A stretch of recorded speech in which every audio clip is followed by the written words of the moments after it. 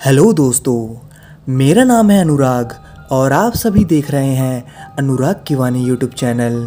दोस्तों, आज मैं आप सभी के लिए भूतिया घर की कहानी लेकर आ गया हूँ, वो भी फुल स्टोरी। 2 दिन पहले मैंने अपने यूट्यूब चैनल पर इसका फर्स्ट पार्ट डाला था। अगर आपने देख लिया है अच्छी बात है, नहीं देखा है तब भी अच्छी बात है, क्योंकि आज वाली जो कहानी आप सभी सुन रहे हैं उसमें मैंने फर्स्ट पार्ट और सेकंड पार्ट दोनों कंबाइन करके डाल रहा हूँ। तो दोस्तों, हेडफोन्स लगाइए और इस कहानी को अपनी आंखों के सामने इमेजिन करके सुनिएगा। दोस्तों, सुनने से पहले दोस्तों प्लीज़ बस आपका 5 सेकंड लगेगा, 5 सेकंड भी नहीं 2 सेकंड, प्लीज़ वीडियो के नीचे दिए गए रेड कलर के सब्सक्राइब के बटन को प्रेस कर लीजिए और फिर उसके बाद आराम से कहानी को सुनिएगा दोस्तों। क्योंकि अगर आप सभी मेरे चैनल को सब्सक्राइब करोगे तो दोस्तों मुझे थोड़ी मोटिवेशन मिलती है। तो दोस्तों चलिए आज की कहानी शुरू करते हैं। अच्छा तो बच्चों, कैसा लगा घर? समीर ने सूर्यांश और कृतिका से पूछा। घर तो बहुत ही अच्छा है पापा, लेकिन आपको नहीं लगता कि शहर से थोड़ा दूर है? सूर्यांश ने अपने पापा समीर से कहा। हाँ दूर तो है, लेकिन इतना बड़ा घर शहर के अंदर मिलना आसान नहीं था। और यहाँ ना तो शोर शराबा है, एकदम शांत जगह है, और फिर इतना बड़ा बगीचा भी तो है, बगीचे में झूला भी डला है, और सामने इतना खूबसूरत तालाब है जिसमें बत्तखें तैर रही हैं। अभी रह लो, तुम लोगों का मन ना लगे तो फिर से शहर वाले घर में वापस चल लेंगे। अभी शहर वाला घर बेचा थोड़ी है। ठीक है पापा, सूर्यांश बोला। अरे समीर कहाँ हो? स्मृति ने आवाज़ लगाई। यहीं हूँ डियर, बालकनी में बच्चों के साथ, समीर बोला। समीर, तुम्हें नहीं लगता कि तुमने कुछ ज़्यादा बड़ा घर खरीद लिया है, वो भी इतनी पुरानी डिज़ाइन का? और खरीदने से पहले ना ही पूछा और ना ही दिखाया, बस सीधे सरप्राइज बोलकर रहने के लिए लिया है, स्मृति ने शिकायत करते हुए बोली। तुम भी ना डार्लिंग इतना नाराज क्यों होती हो? अभी 2 महीने तक तो बच्चों की छुट्टियां हैं, अभी रहकर देख लो, नहीं मन लगा तो शहर वाले घर में वापस चल लेंगे। इतनी टेंशन मत लो, अभी पुराना वाला घर बेचा थोड़ी है, समीर ने स्मृति को समझाते हुए कहा।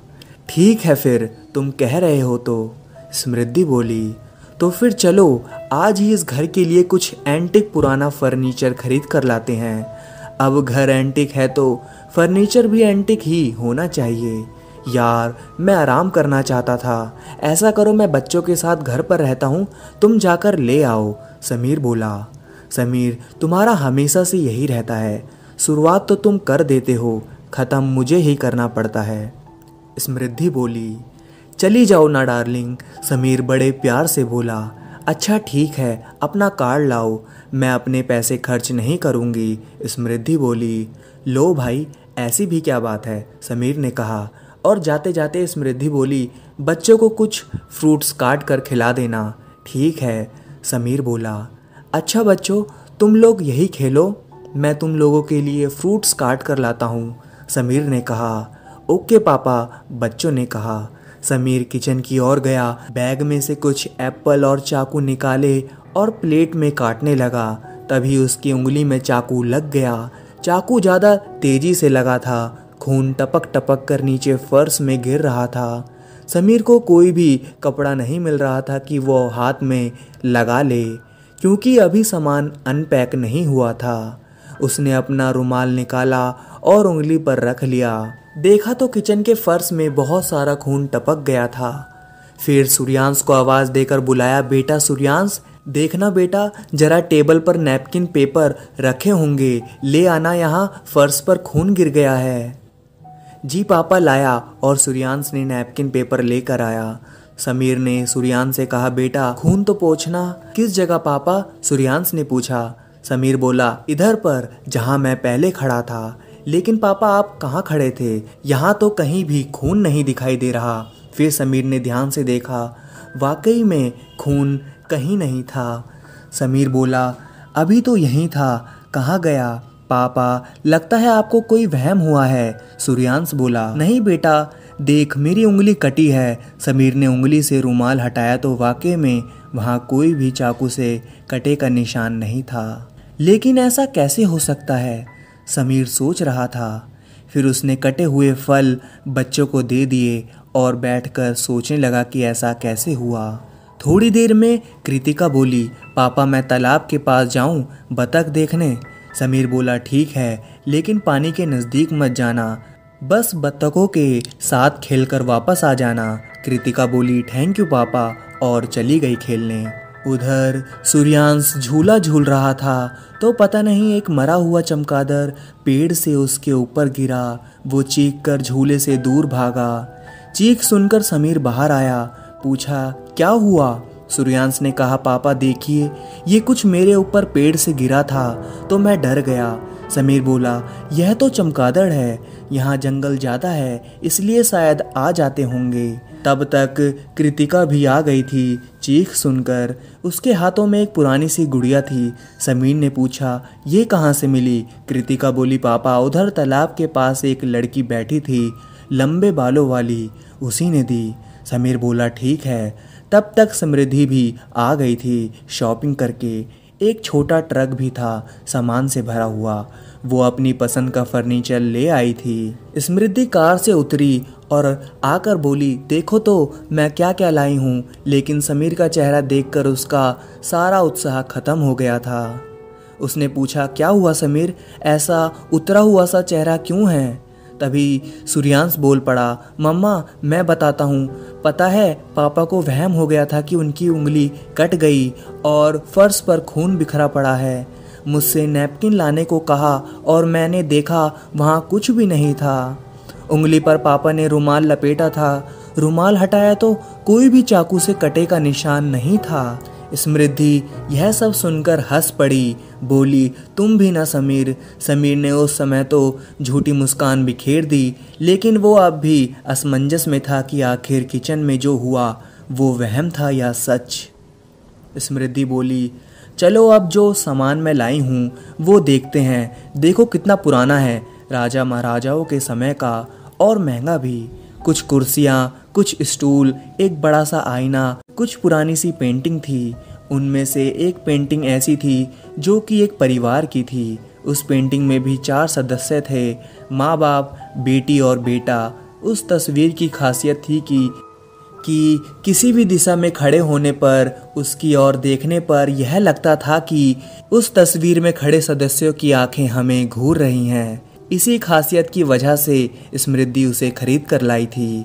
फिर समृद्धि और समीर ने कुछ सामान अनपैक किया और किचन का तो सारा सामान सेट भी कर दिया। समृद्धि ने अच्छी सी जगह देखकर उस तस्वीर को लगा दिया। समृद्धि अपने साथ खाने के लिए रात का खाना भी ले आई थी। पैक करवा कर आते समय सबने खाना खाया और सोने चले गए, क्योंकि अभी टीवी फिक्स नहीं हुआ था। एक कमरे में समीर और समृद्धि और दूसरे कमरे में सूर्यांश और कृतिका, और दोनों का बिस्तर अलग अलग था। कृतिका वो गुड़िया भी अपने बगल में लेकर सोई हुई थी। थोड़ी देर तक कृतिका गुड़िया से बात करती रही, फिर सो गई। उधर सूर्यांश अपने बिस्तर पर स्टोरी बुक पढ़ रहा था। तभी अचानक वो गुड़िया धम से सूर्यांश के सीने पर जा गिरी। सूर्यांश ध्यान मगन होकर पढ़ रहा था। गुड़िया के ऐसे अचानक से सीने पर गिरने से डर गया वह। उसे लगा ये गुड़िया कृतिका ने फेंकी है उस पर। उसने फौरन कहा, ये कैसा मजाक है कृतिका। उसने फिर से कृतिका को आवाज़ दी, लेकिन कृतिका गहरी नींद में थी, वो नहीं उठी। फिर सूर्यांश बिस्तर से उठा और पास जाकर देखा, लेकिन कृतिका तो गहरी नींद में सोई हुई थी। फिर ये गुड़िया कैसी आई मेरे ऊपर। फिर उसने किताब में ध्यान लगा लिया, फिर उसे नींद आ गई। दूसरे दिन सब उठे। समृद्धि ने चाय बनाई और समीर को आवाज़ देकर बुलाया कि चाय पी लो। दोनों लोग बालकनी में बैठकर चाय पीने लगे। तालाब के ऊपर उगते हुए सूरज की लाली बहुत ही सुंदर लग रही थी। समृद्धि बोली, अब मुझे लगता है हमने यह घर खरीदकर अच्छा ही किया। कम से कम रोज उगता हुआ सूरज तो देखने को मिलेगा। तब तक दोनों बच्चे भी जाग गए और साथ ही बालकनी में आ गए। कृतिका के हाथ में गुड़िया थी। उसने समृद्धि से कहा कि मैं बतख देखने तालाब पर जाऊं मम्मी। समृद्धि ने कहा, सुबह सुबह बेबी। हाँ मम्मा, जाने दो ना, अभी आती हूँ, कृतिका बोली। स्मृति बोली ठीक है, जाओ लेकिन जल्दी आना। यस मम्मा, इतना कहकर कृतिका चली गई। स्मृति तैयार होकर किचन में नाश्ता बनाने लगी। जब नाश्ता बन गया तो उसने सबको बुलाया। समीर और सूर्यांश तो आ गए लेकिन कृतिका नहीं आई। स्मृति ने पूछा कृतिका कहाँ है? दोनों ने कहा हमें नहीं मालूम। अच्छा, तो तब से कृतिका लौटी ही नहीं। तुम लोग खाना शुरू करो, मैं कृतिका को लेकर आती हूँ। सुबह से बत्तखों के साथ खेल रही है। स्मृति इतना कहकर बाहर आ गई। उसने दूर से तालाब की ओर देखा तो कृतिका किसी लड़की के साथ तालाब के किनारे बैठी है। दोनों ही पीठ करके बैठी थी। किसी का चेहरा नहीं दिख रहा था, बस उस लड़की के लंबे लंबे बाल दिख रहे थे। स्मृति धीरे धीरे उनकी ओर बढ़ने लगी। तभी अचानक स्मृति के पैर में कुछ चुभा। उस समय वो स्लीपर भी नहीं पहनी थी। तब भी अब उसका ध्यान पैर की ओर गया और वो झुक कर देखने लगी। देखा तो कुछ भी नहीं था। उसका ध्यान फिर कृतिका की ओर गया। उसने देखा कि वहाँ अब वो दोनों नहीं है। उसने मन में सोचा अभी तो यहाँ थी, एक पल में कैसे गायब हो गई। तभी उसे पीछे से कृतिका ने आवाज़ दी, मम्मा आप यहाँ? मैं तो आने वाली थी। स्मृति ने पूछा, और वो दूसरी लड़की कौन थी? अरे वो दीदी जिसने कल मुझे ये गुड़िया दी थी, वो तो आज आई ही नहीं, कृतिका बोली। अच्छा ठीक है, और ये पुरानी सी गुड़िया इसे यहीं छोड़ दो, मैं तुम्हें नई गुड़िया ला कर दूंगी, स्मृति ने कृतिका से कहा और गुड़िया को वहीं तालाब के किनारे छोड़कर चली गई माँ बेटी। लेकिन स्मृति सोच रही थी आखिर वो दोनों कौन थी। फिर दोपहर के समय जब खाना खाकर अपने अपने कमरे में आराम करने चले गए, लेकिन स्मृति बोली मैं किचन के काम निपटा कर आती हूँ। थोड़ी देर बाद स्मृति किचन से होती हुई उसी कमरे से गुजरी जहाँ वो पुरानी तस्वीर टंगी हुई थी। उसने गौर किया तो तस्वीर में से एक सदस्य कम था। वो थी लड़की जो कि उस समय से उसे तस्वीर में नहीं दिख रही थी। उसने फौरन समीर को आवाज़ दी। समीर दौड़कर आया और पूछा कि क्या हुआ। स्मृति ने कहा इस फोटो में से लड़की गायब है। समीर ने तस्वीर देखी, बोला नहीं तो तुम्हें कोई वहम हुआ है। स्मृति ने फिर से तस्वीर की ओर देखा तो वो लड़की अब वहाँ मौजूद थी। अब स्मृति को कुछ भी समझ नहीं आ रहा था कि क्या हो रहा है। समीर वहाँ से चला गया। स्मृति ने तस्वीर देखी तो उसे लगा कि वो लड़की उसे देखकर मुस्कुरा रही है। शाम को समीर ने टीवी फिक्स कर दिया। स्मृति ने शाम को चाय और ब्रेड पकोड़े बनाए और सबसे कहा कि बालकनी में चलो, वहीं बैठकर चाय पियेंगे और पकोड़े खाएंगे। सब बालकनी में आए। शाम को डूबते हुए सूरज का नज़ारा भी बहुत अच्छा लग रहा था। सब मिलकर बातें कर रहे थे और पकोड़े का आनंद ले रहे थे। तभी अचानक एक मरा हुआ बड़ा सा चमगादड़ स्मृति के गोद में जा गिरा। स्मृति डर के मारे जोर से चीख पड़ी। समीर ने कहा रिलैक्स स्मृति, रिलैक्स, और समीर ने उस चमगादड़ को उठाया, वहीं दूर ले जाकर एक गड्ढा खोदा और चमगादड़ को दफना दिया। स्मृति बोली मैं नहाकर आती हूँ, और वो नहाने चली गई। थोड़ी देर बाद शाम होने लगी और चारों तरफ अंधेरा गहराने लगा था। कहीं से झाएं झाएं करके झिंगरों की आवाज़ें आ रही थी तो कहीं ना कहीं किसी न किसी पंछी की आवाज़ सुनाई दे जाती। रात में वैसे भी कोई भी आवाज़ डरावनी लगती है। रात के 8 बज चुके थे। स्मृति ने कहा चलो अब खाना खा लो, खाना बन गया है, और सब खाना खाने बैठे। स्मृति जहाँ बैठी थी उसके सीधे सामने खिड़की पड़ रही थी। उसे ऐसा लगा कि खिड़की के बाहर कोई है, लेकिन आसपास जो घर है वो भी बहुत दूर दूर हैं। ऐसे कैसे कोई हो सकता है। फिर वो खाना खाने लगी। सबका खाना खत्म होने के बाद सब अपने अपने कमरे में चले गए। स्मृति बोली मैं किचन और टेबल साफ करके आती हूँ। स्मृति टेबल साफ कर रही थी। एकाएक उसे फिर लगा कि खिड़की के बाहर कोई है। उसने इस बार खिड़की से झांक कर देखा तो उसे दूर अंधेरे में 4 लोग एक दूसरे का हाथ पकड़े हुए नजर आए। ध्यान से देखा लेकिन उनके चेहरे नहीं दिख रहे थे। उसे लगा होगी कोई आसपास की फैमिली जो खाना खाकर टहल रही होगी। उसने ज़्यादा ध्यान नहीं दिया और गंदी प्लेट्स किचन में रख कर वापस आई तो वो उस तस्वीर को देखकर हैरान रह गई। उसने देखा कि वो वह चारों लोग उस तस्वीर में नहीं थे जो वो लेकर आई थी। उसने खिड़की से फिर बाहर झांक कर देखा तो हूबहू वही चारों लोग खिड़की के बाहर खड़े होकर स्मृति को देखकर मुस्कुरा रहे थे। अब तो स्मृति की बुरी तरह चीख निकल गई। उसकी चीख सुनकर सब भागे भागे आए। समीर ने पूछा कि क्या हुआ। स्मृति ने सब घटना सुनाई।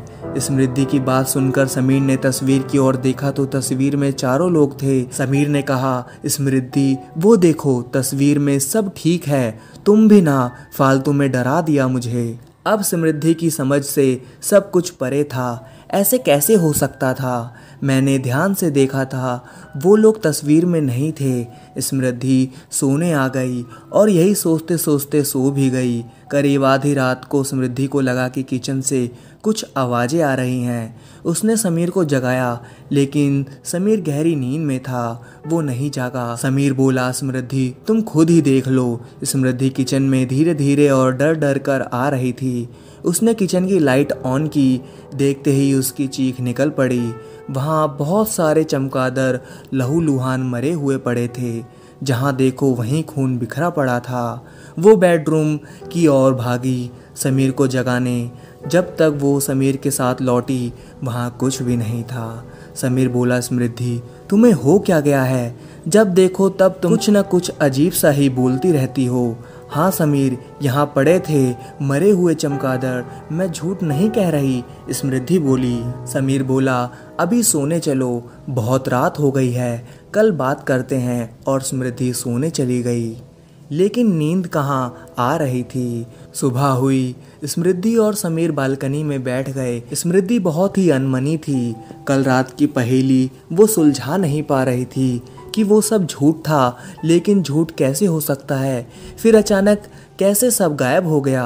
तभी अंदर से कृतिका अपनी आंखें मलते हुए आकर बोली, गुड मॉर्निंग मम्मा, गुड मॉर्निंग पापा। स्मृति ने देखा कि कल वाली गुड़िया कृतिका के हाथों में है।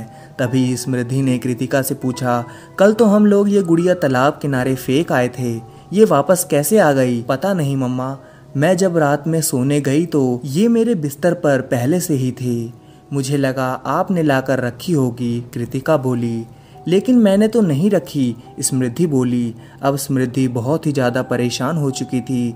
ऐसी अनचाही चीज़ें हो रही थी जिसे वो समझ नहीं पा रही थी। थोड़ी देर बाद स्मृति ने नाश्ता बनाया। सबने नाश्ता किया। स्मृति बोली, बच्चों जाओ तुम लोग बाहर खेलो, अभी लंच के लिए थोड़ा टाइम है, तब तक मैं बचा हुआ सामान भी अनपैक कर देती हूँ। समीर बोला, ठीक है, मैं भी लैपटॉप पर कुछ ऑफिस के काम निपटा लेता हूँ, कुछ हेल्प चाहिए तो बता देना।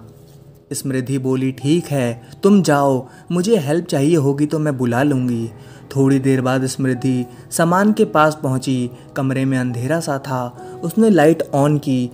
जैसे ही लाइट ऑन की, बल्ब फ्यूज़ हो गया किर किर की आवाज़ के साथ। तब स्मृति ने खिड़की खोल ली।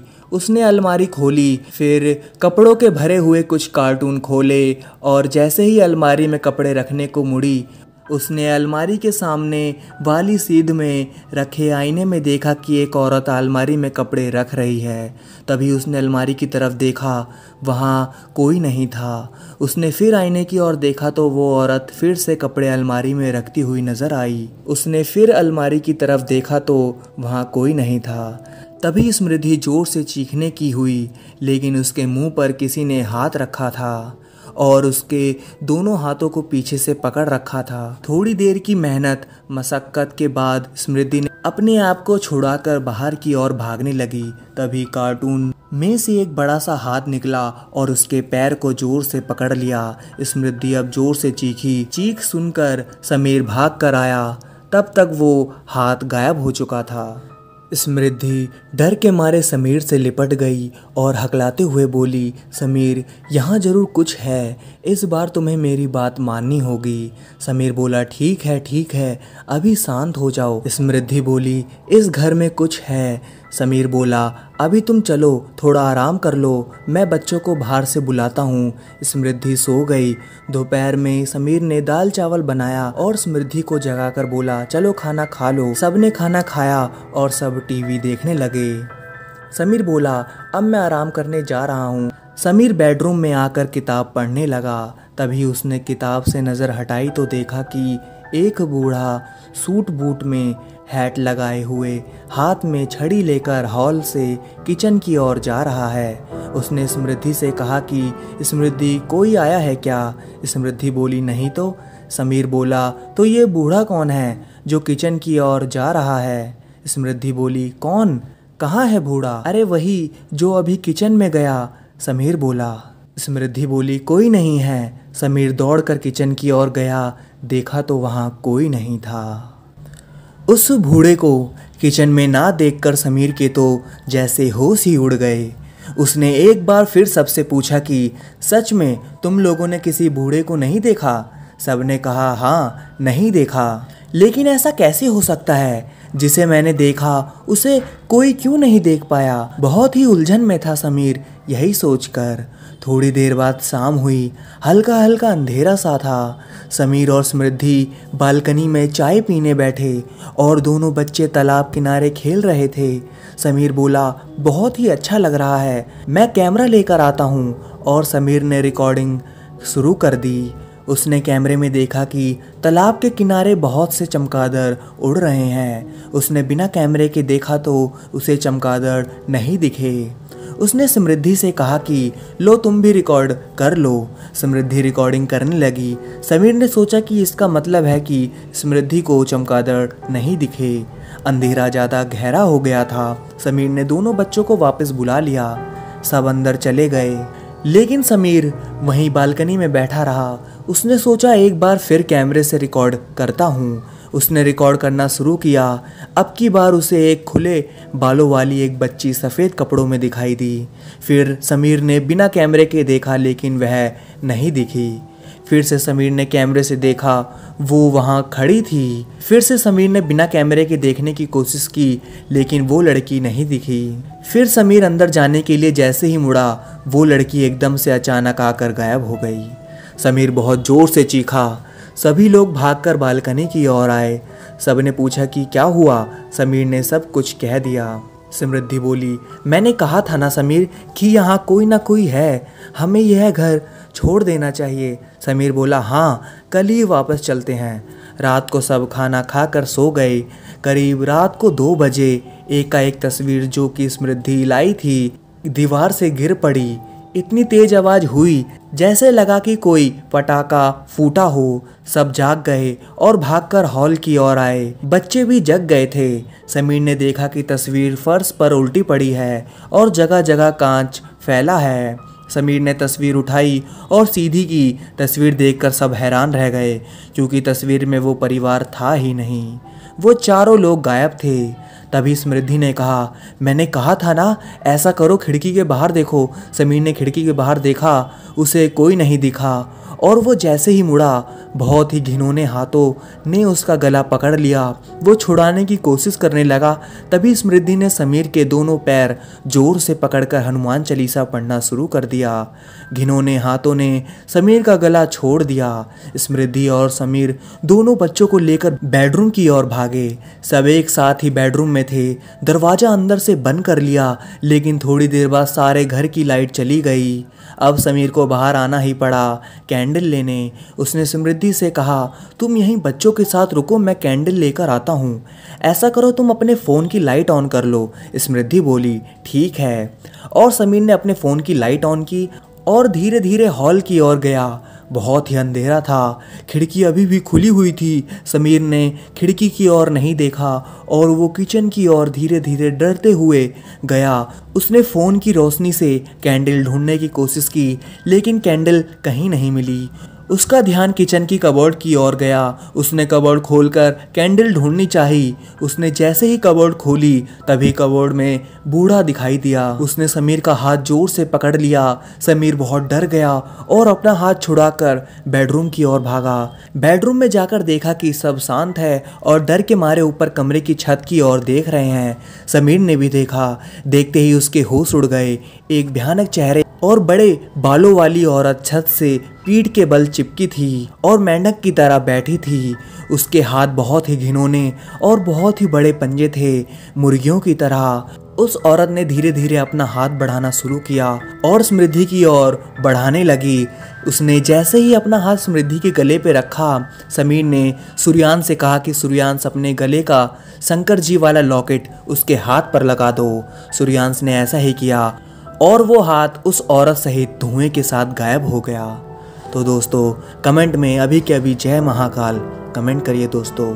रात भर डर के मारे कोई भी नहीं सोया, ऊपर से सारे घर में अंधेरा पसरा था। सुबह हुई, सब देर से उठे। समृद्धि उठकर हॉल में आई तो देखा वो चारों फिर वापस तस्वीर में थे। समृद्धि ने समीर को आवाज़ लगाई, समीर समीर जरा जल्दी इधर आओ। समीर को लगा फिर कुछ हुआ है और वो भाग कर आया।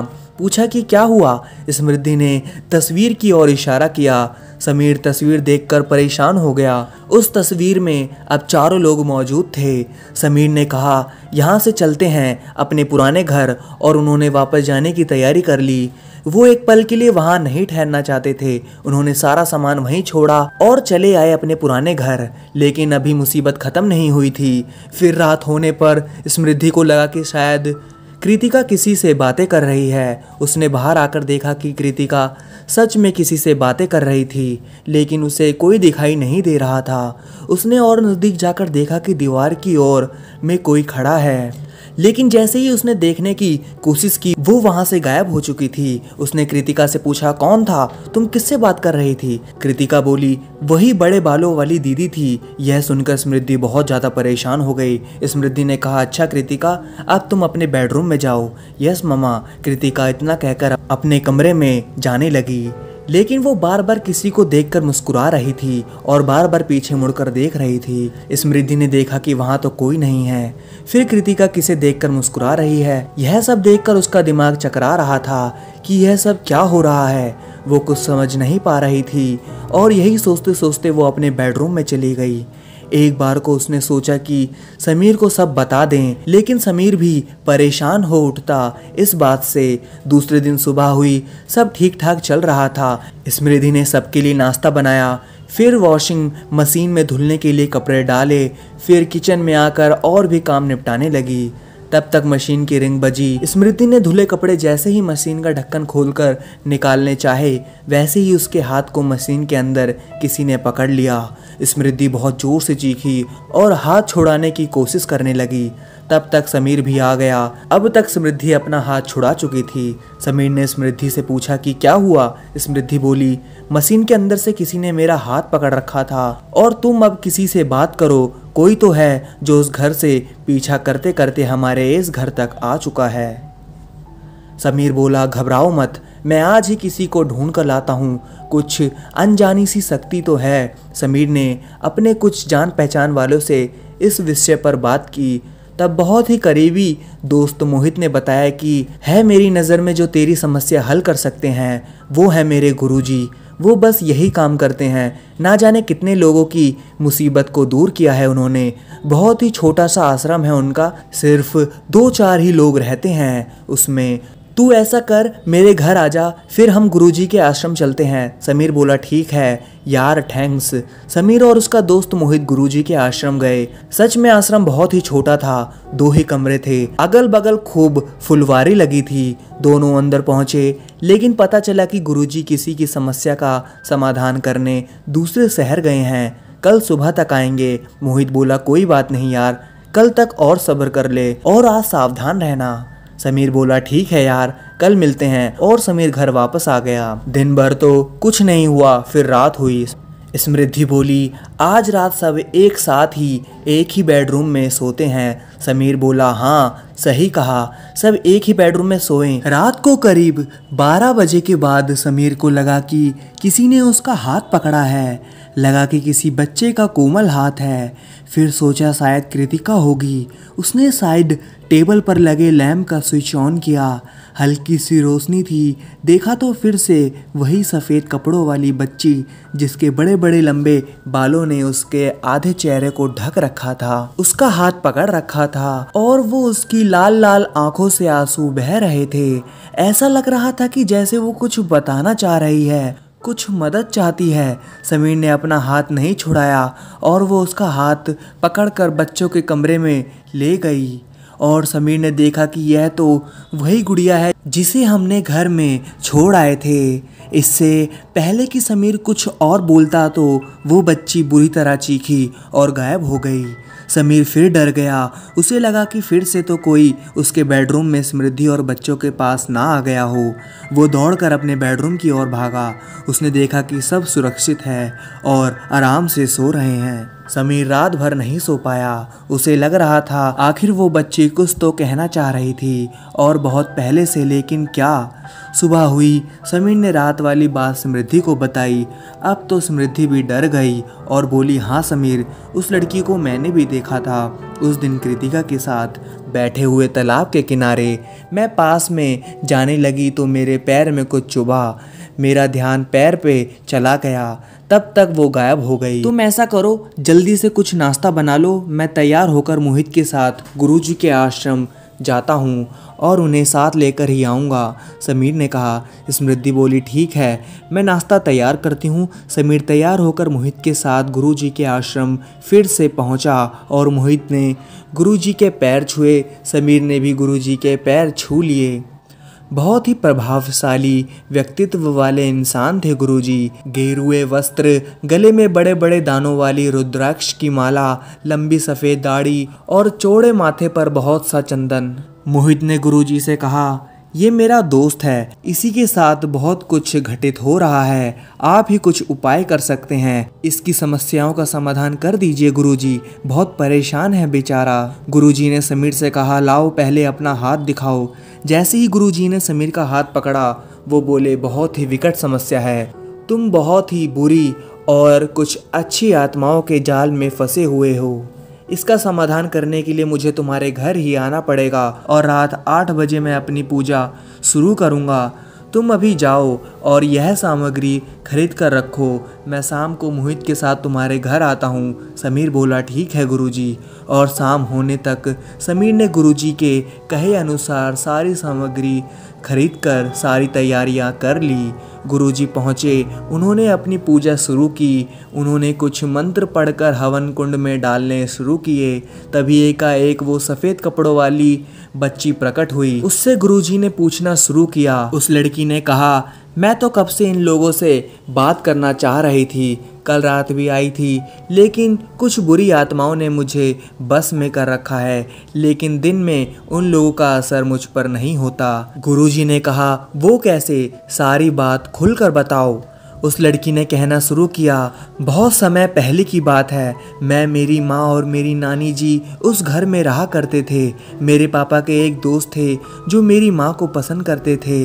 तो जब मैं बहुत छोटी थी तो उन्होंने मेरे पापा को मार दिया था। ये बात मेरे नाना जी और मेरी माँ नहीं जानते थे। मेरे नाना जी बहुत अमीर आदमी थे। मेरे पापा के मरने के बाद मेरी माँ और मैं नाना जी के ही पास रहने लगे। यह बात मेरे पापा के दोस्त को पता चली कि नाना जी के बाद मेरी माँ ही नाना जी की सारी जायदाद की मालकिन होंगी, तो वो कभी कभी हमारे पास आने लगे। मैं भी धीरे धीरे बड़ी हो रही थी। फिर पापा के दोस्त ने माँ को अपने प्यार के जाल में फंसाना शुरू कर दिया। माँ ने भी समझा कि वो उनसे प्यार करते हैं। फिर पापा के दोस्त ने नाना जी के सामने माँ से शादी का प्रस्ताव रखा। नाना जी भी मान गए कि जवान विधवा बेटी का भला हो जाएगा। फिर उन दोनों की शादी हो गई। शादी के बाद पापा के दोस्त की हरकतें धीरे धीरे हम सबको समझ में आने लगी। वो बहुत ही शराब पीते थे। माँ बहुत मना करती थी। फिर वही लड़ाई झगड़े। नाना जी ने भी समझाने की कोशिश की, लेकिन वो नहीं माने। फिर एक रात उन्होंने सोचा कि हम सबको मार देते हैं तो सारी जायदाद उनकी हो जाएगी। उन्होंने हम सबके खाने में जहर मिलाकर हमें मार कर किचन के फर्श में दफना दिया। कुछ दिन तक वो उस घर में रहे। फिर एक दिन तालाब किनारे उनकी लाश मिली। शायद मेरी माँ की आत्मा ने उन्हें मार दिया था। मेरी माँ उस दिन कपड़े रखते समय शीशे में दिखी थी। वो आपका हाथ और मुंह बंद करके कुछ बताना चाहती थी। फिर आपका पैर भी पकड़ना चाहा, फिर आप भाग गई, उसने समृद्धि से कहा। फिर उस दिन मेरे नाना जी ने कबोर्ड में आपका हाथ पकड़कर कुछ बताना चाहा, लेकिन आप वहाँ से भाग आए, उसने समीर से कहा। और मैंने तो बहुत बार कुछ कहना चाहा। मैं कल रात भी आई थी, आपका हाथ पकड़कर रोते हुए बताना चाहा, लेकिन वो बुरी आत्माओं ने मुझको जकड़ रखा था। वो नहीं चाह रही थी कि आपको सच्चाई पता लगे। गुरुजी ने पूछा, और कौन सी बुरी आत्माएं हैं, जरा खुलकर बताओ। वो लड़की बोली, वो तस्वीर पहले आप उसके बारे में पता कीजिए कि वो तस्वीर आप लोगों ने कहाँ से खरीदी। उस दुकानदार को जरूर कुछ न कुछ पता होगा, और उस तस्वीर में वे कौन लोग हैं, तभी पता चल सकता है उन बुरी आत्माओं को ख़त्म करने का तरीका। और इस गुड़िया में ही मेरी आत्मा है। लड़की इतना बताकर गायब हो गई।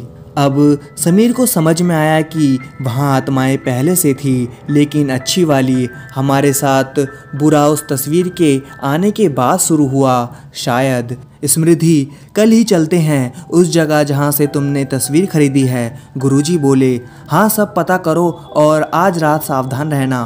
उन्हें सब पता चल गया है और वो तुम लोगों को उनकी सच्चाई पता लगाने से ज़रूर रोकेगी। ये लो मंत्रों वाली रुद्राक्ष की मालाएं, चारों लोग पहन लो। ये ज़्यादा तो नहीं, लेकिन थोड़ी बहुत सुरक्षा तो करेगी तुम लोगों की।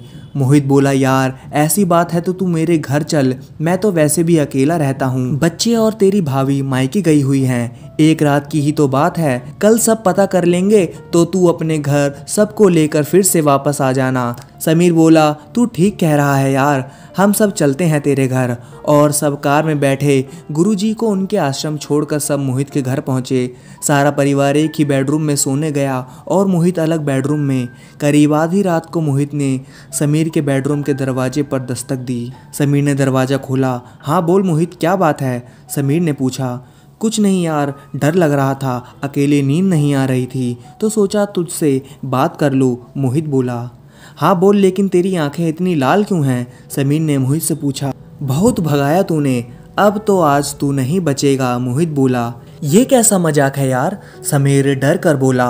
और समीर ने देखा कि मोहित थोड़ी देर में बिल्कुल सफ़ेद हो गया और उसके हाथ पैर अकड़ रहे हैं, उसके मुंह से खून गिर रहा है और उसने बहुत ज़ोर से समीर की गर्दन दबोचनी चाही, लेकिन रुद्राक्ष की माला ने उसका हाथ जला दिया और वो अचानक ही गायब हो गया। अब समीर को लगा कि यह तो कोई और था, मोहित के कमरे में जाकर देखना चाहिए कि वो कैसा है। और वो मोहित के कमरे में पहुंचा, देखा तो मोहित पीठ के बल लेटा है। उसे लगा कि मोहित ठीक है और इसका मतलब वो सब छलावा था। और समीर जैसे ही अपने कमरे की ओर जाने को मुड़ा तो मोहित ने कहा, जा रहे हो समीर, मुझे अकेला छोड़कर मत जाओ, मुझे डर लग रहा है। और एक भयानक सा चेहरा जैसे कोई मांस का टुकड़ा हो और लाल लाल बिना पुतलियों की आंखें। समीर डर कर बाथरूम की ओर भागा तो वहां देखता है कि मोहित की लाश पड़ी है, अध खाई हुई, जैसे कि उसका मांस किसी ने नोच कर खाया हो। अब तो समीर बाथरूम से भी भागा और अपने बेडरूम की ओर गया। वहाँ भी खतरा मुंह फाड़े बैठा था और समृद्धि डरी हुई सी दोनों बच्चों के साथ बेड पे बैठी थी। समीर ने देखा कि वो बड़े बड़े बालों वाली औरत आज खिड़की पर फिर से मेंढक की तरह बैठी थी और उसका भयानक सा पंजा धीरे धीरे कृतिका की ओर बढ़ रहा है। उसने कृतिका को पकड़ना चाहा, तभी पता नहीं कहां से वो सफ़ेद कपड़ों वाली बच्ची की मां अचानक से आई, कृतिका का हाथ छुड़ाया और उस औरत को अपने साथ लेकर खिड़की से कूद गई। बहुत ही डरावनी चीख थी, सब बहुत ही डर गए। समीर ने कहा, समृद्धि, इन लोगों ने मोहित को भी मार दिया, अब पता नहीं हम कैसे बच पाएंगे। पहले चलो यहाँ से निकलने की कोशिश करते हैं और तुम पुलिस को फ़ोन करो, हमें यह सब पुलिस को बताना होगा, समृद्धि बोली। समीर ने फ़ोन लगाना चाहा लेकिन फ़ोन नहीं लगा। समृद्धि ने भी फ़ोन लगाने की कोशिश की लेकिन फ़ोन लग ही नहीं रहा था। समीर बोला, अब ऐसा करते हैं, इस जगह से भाग जाने में ही भलाई है। चलो दोनों बच्चों को बीच में करो और सब एक दूसरे का हाथ पकड़ लो और ध्यान रखना किसी के गले से माला नहीं उतरनी चाहिए। सबने ऐसा ही किया और दरवाजे तक जैसे ही पहुंचे एक अनजान शक्ति ने समीर को इतनी ज़ोर से उछाला कि समीर उछलकर कमरे की छत से टकरा गया। समृद्धि और बच्चे यह सब देखकर चीख पड़े। समृद्धि ने जल्दी से समीर को संभाला और फिर सबने एक साथ हाथ पकड़कर दरवाजे तक जाने की कोशिश की, लेकिन इस बार वो तस्वीर वाली फैमिली एक साथ चारों थे। वो धीरे धीरे अकड़ रहा था। उसकी गर्दन टेढ़ी होती जा रही थी और उसके हाथ खुद ब खुद पीछे की ओर मुड़ने लगे। उसके पैर भी पीछे की ओर मुड़ने लगे। अब समीर का उसके शरीर पर कोई काबू नहीं था। वो फर्श पर गिर पड़ा और उसका रंग सफ़ेद पड़ने लगा। समृद्धि यह देखकर घबरा गई क्योंकि समीर के गले में उसकी माला नहीं थी। जब उस शक्ति ने उसे उछाला था तो उसकी माला गले से उतर चुकी थी।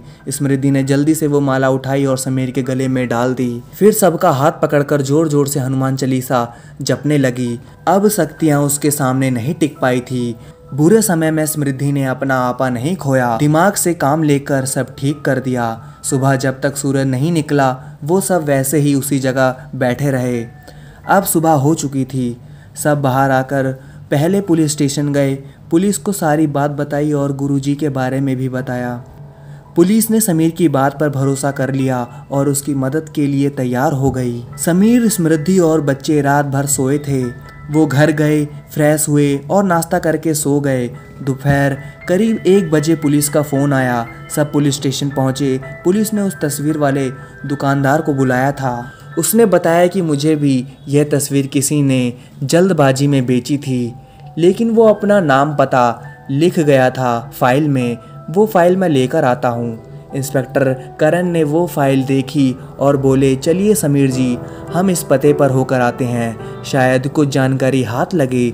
समीर और करण उस पते पर पहुँचे। उस घर के मालिक से मिले। उस घर के मालिक ने बताया कि ये मेरे चचेरे बड़े भाई और उसके परिवार की तस्वीर थी। मेरा चचेरा भाई मुझसे 20 साल बड़ा था। तब मैं अपने माँ बाप के साथ विदेश में रहता था।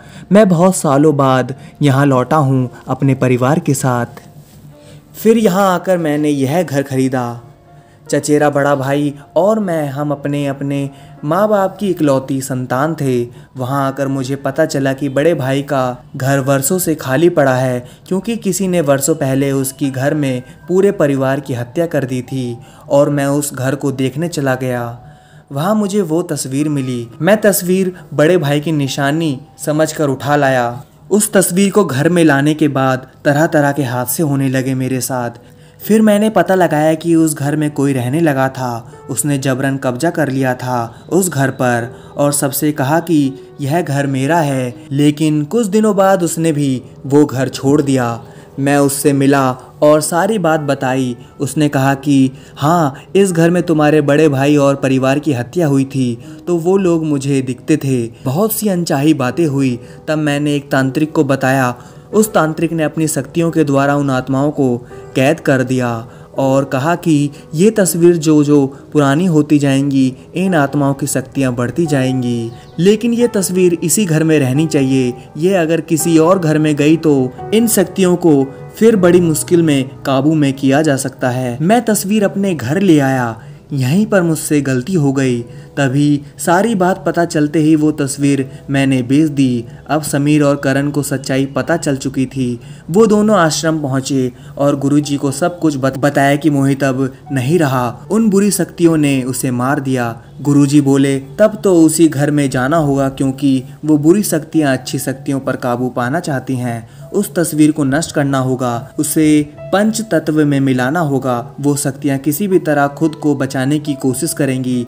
आज की रात बहुत ही भारी है, कुछ भी हो सकता है और पूजा भी हमें वहीं करनी पड़ेगी।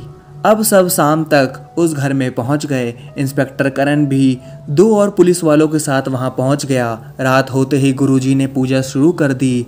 अब उन बुरी शक्तियों ने अपना आतंक मचाना शुरू कर दिया। पूजा में बाधा डालने लगी, लेकिन उन अच्छी शक्तियों ने भी बहुत कोशिश की उन्हें रोकने की। साथ में आए दोनों हवलदारों को हवा में उछाल दिया। हवलदारों को बहुत चोट आई। यह सब गुरुजी का ध्यान बांटने के लिए हो रहा था, लेकिन गुरुजी ने अपनी पूजा जारी रखी। उन लोगों के गले में माला थी, इसलिए शक्तियाँ उन चारों का कुछ नहीं बिगाड़ पा रही थी।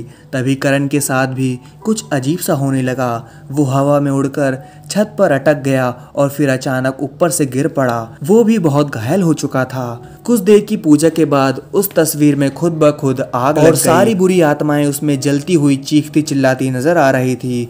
गुरुजी ने उस राख को एक कलश में रख लिया। बोले इन्हें गंगा में बहा देंगे। तभी उस बच्चे की आत्मा आई और बोली, हमें भी मुक्ति चाहिए, हमारे कंकाल रसोई घर के फर्श में दफन हैं। इतना कहकर वो गायब हो गई।